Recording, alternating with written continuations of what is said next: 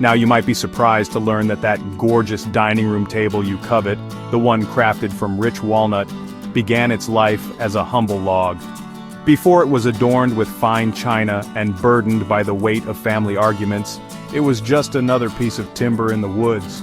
But with a little elbow grease and a whole lot of craftsmanship, those rough-hewn logs can be transformed into something truly special.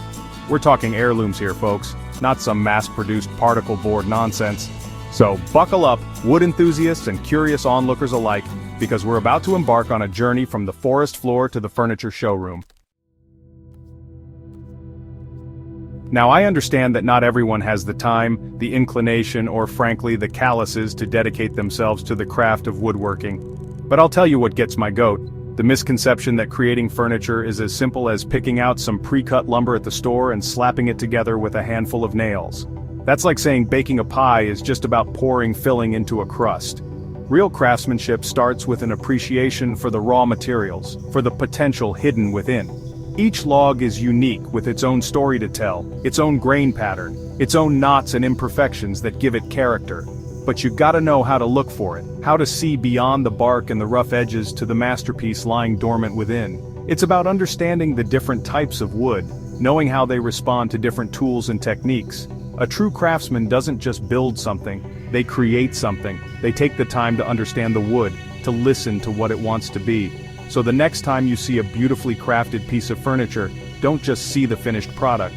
See the log it once was, the potential that was waiting to be unlocked. Alright, now that we've got that philosophical, waxing poetic out of the way, let's get down to the nitty-gritty, shall we? Transforming a log into furniture is a journey, a multi-step process that requires a blend of brawn, brains, and a whole lot of patience. First things first, you gotta break down that log into manageable pieces. We're talking about milling, folks, using those big ol' saws to slice and dice the wood into slabs and planks.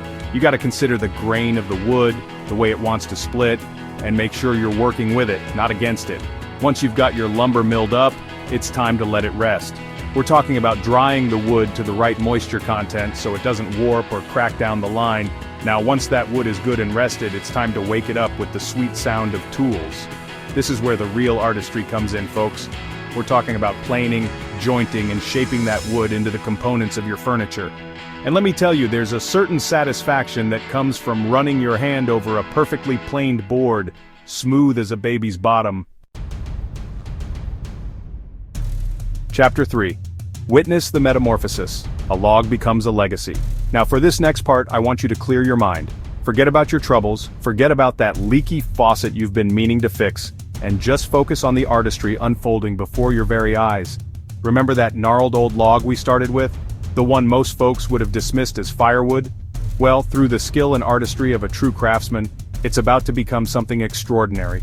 Watch as the wood comes alive under the careful guidance of the artisan's hands. See how the grain, once hidden beneath the bark, now dances across the surface, a testament to the passage of time and the forces of nature. This isn't just furniture, it's a symphony in wood, a testament to the power of human ingenuity and the timeless beauty of nature's bounty. This, my friends, is what it means to transform a log into a legacy. Chapter 4. More than just furniture. It's about connection, craftsmanship, and character. Well, folks, we've reached the end of our journey, and I gotta say, I'm feeling a mite sentimental. We've seen those humble logs transformed into something truly special, something that embodies the spirit of craftsmanship and the enduring beauty of nature. But it's more than just the finished product, isn't it? It's about the connection we feel to the materials, the satisfaction of creating something with our own two hands, and the legacy we leave behind. In a world of mass production and disposable goods, there's something profoundly satisfying about crafting something that will stand the test of time. Something that tells a story, sparks a conversation, and becomes a treasured part of a home. You see, folks, furniture isn't just about function, it's about feeling. And what better way to do that than with a piece that's been crafted with love, skill, and a whole lot of heart? Outrow, share your craft, share your story. Well, folks, I hope you enjoyed that little woodworking journey as much as I did. Now, I'm curious, which piece of furniture spoke to you the most? Was it the sturdy dining table, perfect for family gatherings? Or perhaps the elegant rocking chair, just begging for a good book and a glass of lemonade? Let me know in the comments below, and if this video sparked your inner woodworker, don't be shy about subscribing to my channel. I've got a whole slew of woodworking adventures lined up just waiting to be shared. Until next time, keep on crafting, keep on creating, and remember folks, the only thing better than a well-built chair is a well-lived life.